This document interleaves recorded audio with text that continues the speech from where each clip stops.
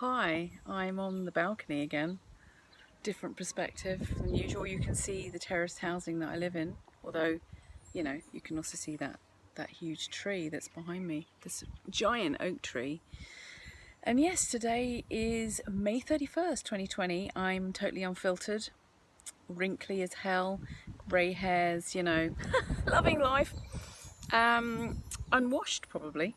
Yeah, no sunglasses. But no, today, that's a nice introduction. Good morning, everybody. It's a Sunday. Love the sun on a Sunday and the lovely element of the sun for a Sunday. Being that obviously astrologically, the sun does rule a Sunday. So how magical is that? It's quite breezy today. We've had an exceptional time in lockdown with weather. It's been pretty amazing, let's face it. But I just wanted to share what's been coming through in the dream time when I'm asleep, particularly before waking. In the mornings, I'm having a lot of a transmission of data, information that I should share. And the biggest thing that's coming through is to share plant knowledge. Particularly, I probably mentioned this before, plants that we think are weeds that are growing in our garden. Okay, it's very windy today, I don't know why. They did say change of weather's coming by Wednesday, so we've got full moon as well coming on the Friday. So what do we consider a food or a medicine that's growing in our garden? Most people would say, that dandelion, I want it out, that nettle, let's have it out, burdock, thistles, there's a lot of things growing in people's gardens, on the riverbanks, on the hedgerows of England, in fields, and we look at them and we think, what a useless plant, right? It's not true. Our knowledge and our use of ancient medicine and plants has been lost. I think more and more, bastardized and shall we say the word demonized by the authorities in society that say, you can't quantify a herbal medicine anymore because you literally can't measure it out to know the effectiveness of it. Well, that's not completely true either. So, pharmaceutical medicine took over because it takes extracts from natural components. And that's for sure true. The properties that are in certain herbs have been intensified through synthetic pharmaceutical medicine.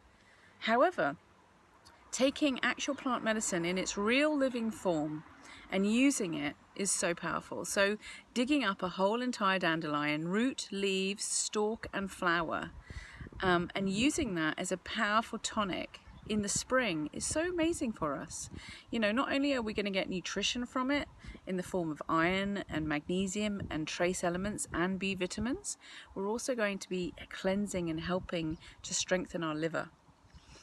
So such an important medicine that is just abundant and rife everywhere. Dandelions are everywhere, okay? So number one, I think, for England or United Kingdom, Great Britain is a dandelion everywhere. Such an important tonic. Strengthens so many things, actually, our tissues in our body as well.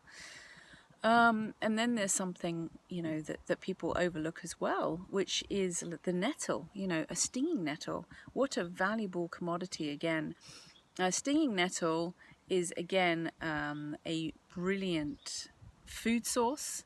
You can blanch it, you can steam it, you can put it into a soup, you can make a tea out of it, out of the leaves and the stalk, in fact, but only in the spring, early spring, between February and usually June. But this year it's already over because we've had such hot weather. So let's say, to be safe, between February and May, before the catkins, before the flowering. You want the young nettle tips, really. The young nettle tips are the succulent part of the plant that you can savor with salads as well. And that has an incredible amount of iron you know, and again B vitamins, and is been renowned as a uterine tonic, as a blood tonic. I heard just yesterday that the nettle root is great for prostate for men. So, you know, an all-rounder, and I know it's pretty much good for our overall health. I mean, we need iron, don't we? And so everything is growing in nature for us. There's so many things available to us that we can use, and it's all here.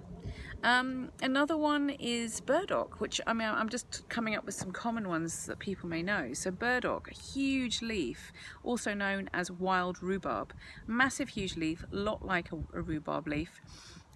Doesn't really come to much until the autumn, when its flower stalk has completely come up, and then you get the flower with the burrs. And you know, obviously come September, October, those little burrs, they kind of like hook onto you and onto animals to carry the seed somewhere else, and they are annoying. You know, that part of the burdock isn't great. It's the part you don't use. But when it's in its flowering stage at the very beginning, you can use that. But particularly the leaves are edible.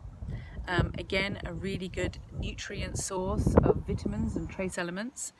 And also the burdock root, again, very good as a liver tonic, very good for kidneys, and, you know, just general health, really. So, you know, digging up the burdock root would be, I'm worried my window's going to slam shut because of the wind. The burdock root would be harvested in autumn, when it's at its absolute prime, because it's very, very deep rooting. So you might not get it all out, but that's okay. You want to leave some, because you want to allow that burdock to grow the next year. And a lot of times, because I'm gardening all the time, you know, in customers' gardens, and a lot of time people will say to me, why can't I get rid of my weeds, you know? And I think, okay, well, you know, these plants have learnt to sustain themselves and adapt and make sure that they always come back. So, you know, it doesn't matter how much of a dandelion you dig out. If you leave a tiny bit of root, it's always going to come back.